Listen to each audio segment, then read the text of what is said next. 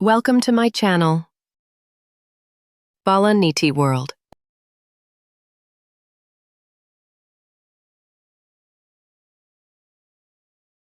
అనగనగా ఒక ఊరు.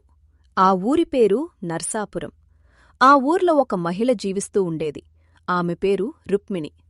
రుక్మిణి చాలా మంచి అమ్మాయి. తన గురించి ఎప్పుడూ ఆలోచించుకునేది కాదు. రుక్మిణి భర్త వెంకట్. వెంకట్ ఒక ఉద్యోగస్తుడు. భార్య అంటే అతనికి చాలా ప్రేమ. రుక్మిణికి ఒక కుమార్తె ఉంది. తన పేరు నిధి. ఇంకా రుక్మిణి అత్తగారి పేరు సరళమ్మ. వీళ్లే రుక్మిణీ ప్రపంచం.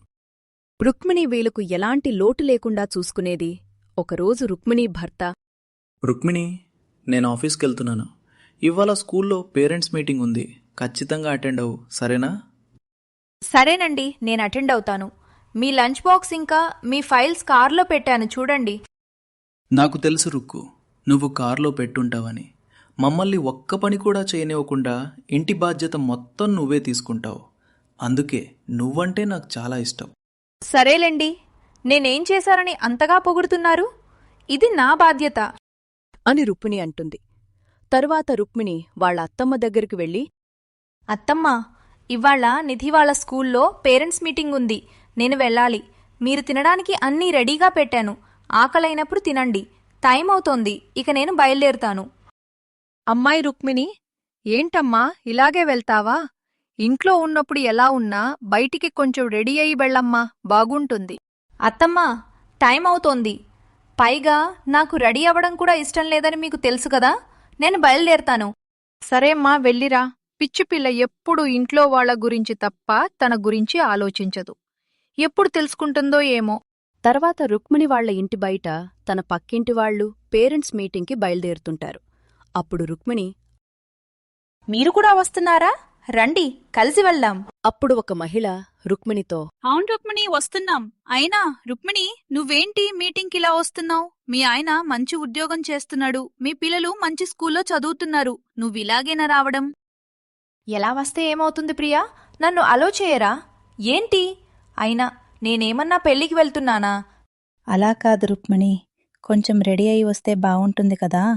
నలుగురిలో మీ కుటుంబానికి ఒక విలువ ఉంటుంది. సరేలే రమ్య, ఈసారి రెడీ అయి వస్తాన్లే. ఇక మనం బయలుదేరదామా? అలా రుక్మిణి ఎవ్వరు చెప్పినా ఎప్పుడూ ఒకేలాగా ఉంటుంది. ఒకరోజు వెంకట్ రుక్మిణి దగ్గరకు వచ్చి, రుక్మిణి, ఇవాళ మా బాస్ వాళ్ళ ఇంట్లో పార్టీ ఉంది. మనం వెళ్ళాలి. నేను ఆఫీస్ నుండి వచ్చాక వెళ్దాం. రెడీగా ఉండు. సరేనండి, మీరు ఆఫీస్ నుండి వచ్చేసరికి రెడీగా ఉంటాను అని రుక్మిణి చెప్తుంది. తర్వాత వెంకట్ ఆఫీస్ నుండి ఇంటికి వచ్చి, రుక్మిణి, ఏంటి ఇంకా రెడీ అవ్వలేదు? నేను చెప్పాను కదా రెడీగా ఉండమని. మీకు తెలుసు కదండి, నేను ఇలాగే ఉంటానని. పదండి, బయలుదేరదాం. తర్వాత వాళ్ళిద్దరూ పార్టీకి వెళ్తారు. అక్కడ పార్టీలో ఒక మహిళ, వెంకట్, మీరు మాత్రమే కనబడుతున్నారు. మీ వైఫ్ రాలేదా? హా, వచ్చింది ప్రియాగారు. తనే నా భార్య. పేరు రుక్మిణి. ఏంటండి రుక్మిణి గారు, ఇంత మంచి పార్టీకి ఇలా వచ్చారు? మీ ఆయన మంచి ఉద్యోగం చేస్తున్నారు. మీరెలా ఉండాలి? అయినా వెంకట్ గారు, కనీసం మీరైనా చెప్పాల్సింది మీ భార్యకి అని ఆ మహిళ వెంకట్తో అంటుంది. ఇక వెంకట్కి చాలా కోపం వస్తుంది. పార్టీ పూర్తయి ఇంటికి వెళ్ళాక వెంకట్ రుక్మిణితో, రుక్మిణి, నీకెన్నోసార్లు చెప్పుంటాను, నువ్వు బయటికొచ్చేటప్పుడు కొంచెం రెడీ అవ్వు అని. నువ్వెప్పుడూ రెడీ అవ్వలేదు. అయినా నేను పెద్దగా పట్టించుకోలేదు. కానీ ఇవాళ నాకు చాలా బాధేసింది రుక్మిణి అని అంటాడు. దాంతో రుక్మిణికి కూడా బాధేస్తుంది.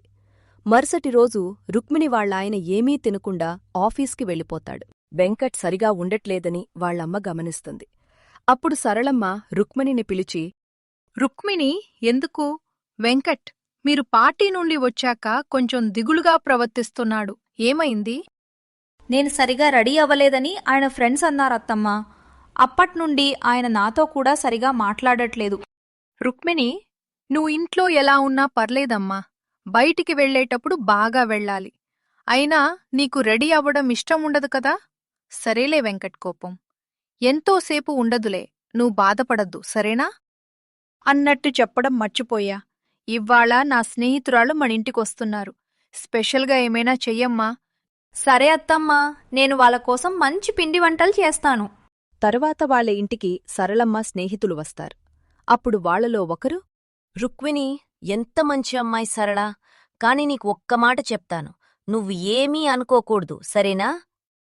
అదేంటో చెప్పు కాంతం, నేనేమీ అనుకోనులే. రుక్మిణిలాంటి కోడలు దొరకడం నీ అదృష్టం సరళా. కాని వయసులో ఉన్న అమ్మాయి ఎప్పుడు చూసినా ఇంటి పని చేసి చేసి అలసిపోయి కనిపిస్తుంటుంది.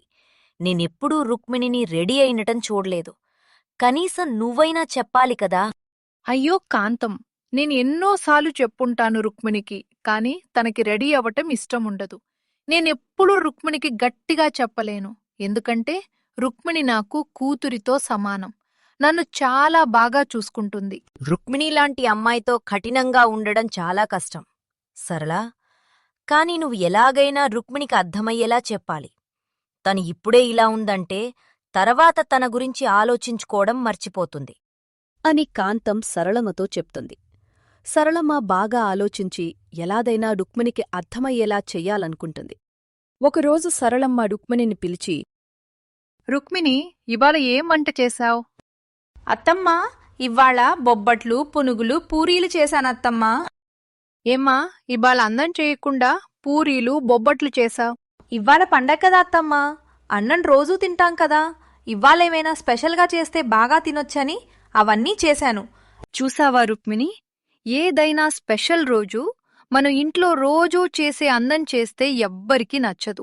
అలాగే మనం కూడా పండుగల రోజు లేదంటే ఏదైనా స్పెషల్ రోజు రోజూలా కాకుండా కొంచెం బాగా రెడీ అవ్వాలమ్మా. అప్పుడు మనకు మనమే కొత్తగా కనపడతాం. ఎప్పుడూ పిల్లలు భర్తే కాదమ్మా, నీ గురించి నువ్వు ఆలోచించుకోవాలి. నీకవసరమైతే ఒక పని మనిషిని పెట్టుకో అని సరళమ్మ రుక్మిణితో చెప్తుంది. ఒకరోజు వెంకట్ రుక్మిణి దగ్గరకు వచ్చి, రుక్మిణి, ఇవాళ నా ఫ్రెండ్ ఫ్యామిలీ లంచ్కి మన ఇంటికొస్తున్నారు. నువ్వు కొంచెం రెడీ అవ్వు. అయినా నువ్వెందుకు రెడీ అవుతావులే, ఏదో చెప్పాలని చెప్తున్నా అంతే. తర్వాత వెంకట్ ఫ్రెండ్స్ వాళ్ళింటికొస్తారు. అప్పుడొక వ్యక్తి వెంకట్, మీ ఇల్లు చాలా బావుంది అని మాట్లాడుతుండగా ఇంతలో అక్కడికి రుక్మిణి వస్తుంది.